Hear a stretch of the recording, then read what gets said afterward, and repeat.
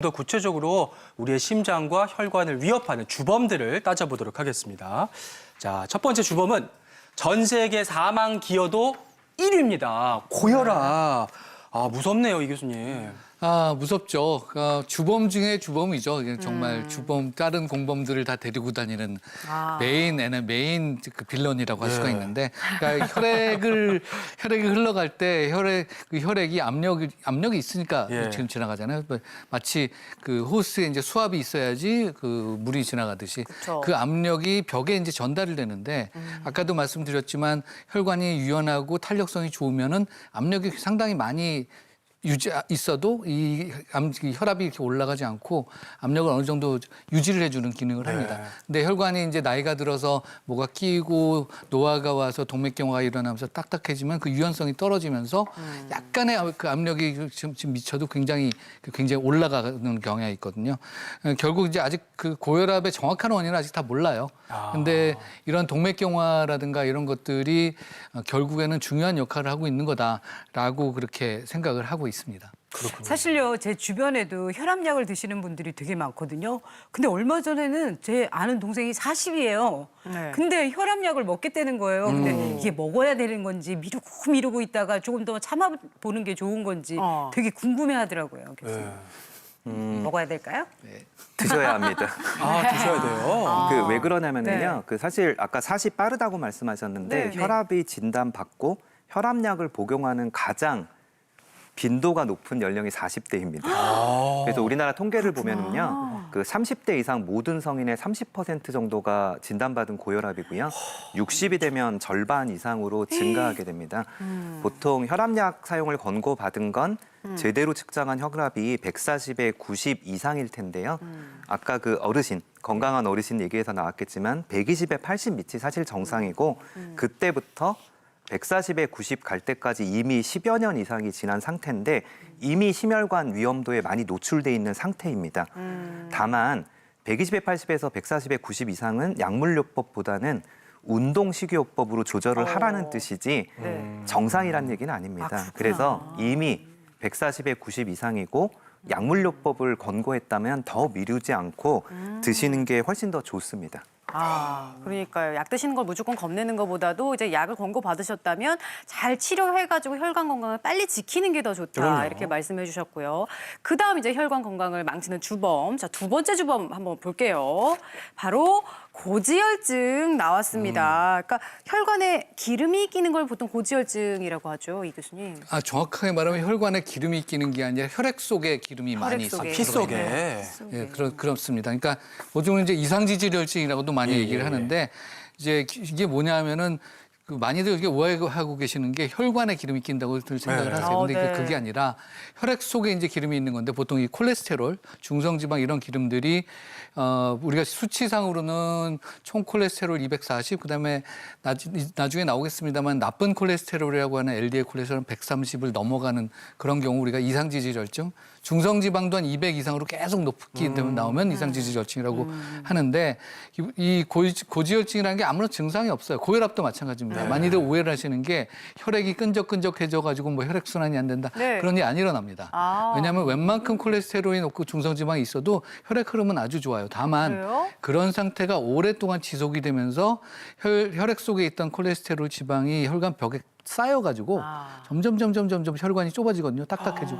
그럼 그제서야 이제 혈액이 흐름이 막 문제가 생기고 그때쯤 돼서 이제 증상이 뭐 여러 가지 증상들이 생기죠. 아프기도 하고 통증, 그다음에 숨도 막히고 심지어 아주 심하게는 혈관이 막혀가지고 뇌졸중이나 심근경색까지도 올 수 있는 그런 거기 때문에 이 고지혈증, 이상지지혈증을 철저하게 조절하는 게 혈관 건강 유지하는데 굉장히 중요하다고 얘기할 수가 있습니다. 네, 근데 이 이상지질혈증, 고지혈증 수치는 혈압처럼 단순하지가 않더라고요. 항목이 여러 개여서 맞아. 뭐부터 관리를 해야지 좋을까 좀 어렵던데요, 교수님? 예, 맞습니다. 네. 좀 약간 단순 혈압보다는 수치가 여러 가지여가지고 예. 단순하지가 않은데 보시면 이게 다음과 같은데요. 예.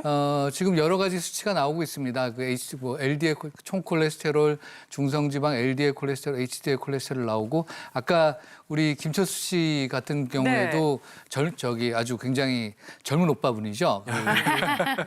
그분 같은 경우에 수치가 HDL 콜레스테롤이 상당히 높고 LDL 콜레스테롤 지금 총 콜레스테롤 같은 경우에는 그냥 200 정도라고 나왔는데 가장 눈여겨서 보셔야 될 건 바로 저 LDL 콜레스테롤이에요. 다른 수치에 대해서는 그냥 참고만 하시고 LDL 콜레스테롤 130이라는 수치 그리고 무엇보다 더 중요한 거 LDL 콜레스테롤 100이라는 수치 130 미만이면은 정상 100보다 낮은 거는 아주 더 좋습니다. 아주 적정하다고 얘기할 수 있어요. 근데 이제 이런 거 보면은 이상지질 혈증하는데 혈증 얘기를 하면 무엇보다 이제 뭘 먹어야 되냐, 어떤 걸 먹어야 어떻게 되냐, 조절해야 어떤 걸 안 먹어야 되는지. 되냐. 그렇죠? 그래서 뭐 콜레스테롤, 그러니까 새우, 무슨 계란 달걀. 노른자, 이런 거 얘기를 하시잖아요. 그건 사실은 다 잊어버리시는 게 맞아요. 왜냐하면은 콜레스테롤이라는 건 굉장히 몸에 필요한 성분입니다. 뇌세포에 가장 중요한 성분이 콜레스테롤이고요. 호르몬, 여성 호르몬, 남성 호르몬, 스트레스 호르몬 모두 다 콜레스테롤이 있어야만 만들어지는 거고.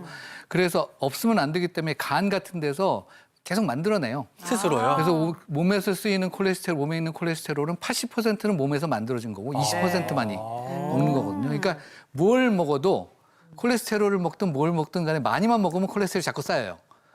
그러므로 중요한 거는 콜레스테롤 많은 걸 안 먹는 게 중요한 게 아니라 전체적으로 칼로리를 적게 먹는 게 제일 중요해요. 적게 먹겠죠. 그러니까요. 더 어렵네요. 필요한 만큼만 먹는다는 거. 콜레스테롤을 낮추기 위해서는 요즘 기억하시면 좋을 것 같고요. 그다음 이제 혈관 건강을 망치는 주범. 그다음도 무서운 녀석이거든요. 한번 볼게요. 보시면 혈관 속 시한폭탄 혈전 나왔습니다. 얼마나 위험하면 시한폭탄이라고 하겠어요, 나 교수님.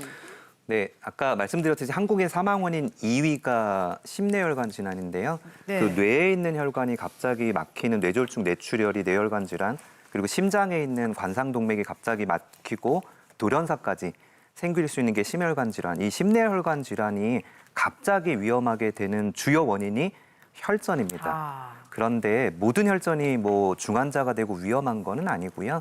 사실은 이제 혈전이라는 것도 콜레스테롤과 마찬가지로 우리 몸에 꼭 필요한 겁니다. 예를 들어서 모기한테 물리면 피가 나고 주사 맞고 다치면 피가 나지만 저절로 지혈이 되면서 상처가 아물잖아요. 그래서 상처가 아무는 첫 번째 단계가 바로 혈전입니다. 아, 그래요? 그래서 항상 우리 몸에서 1분에 60에서 100번, 하루에 10만 번 뛰는 혈관 박동으로 항상 혈관 내피세소가 손상이 오거든요. 그러면 거기 아주 소량의 혈전이 생기고 내피세포가 보수되는 이런 좋은 과정인데요. 그 현상이 증상은 없지만 동맥경화로 상당히 좁아진 혈관에 갑자기 많은 혈전이 생겼을 때 그때가 바로 위험한 겁니다. 저는요. 혈전 생기면 무조건 위험한 줄 알았거든요. 그러니까.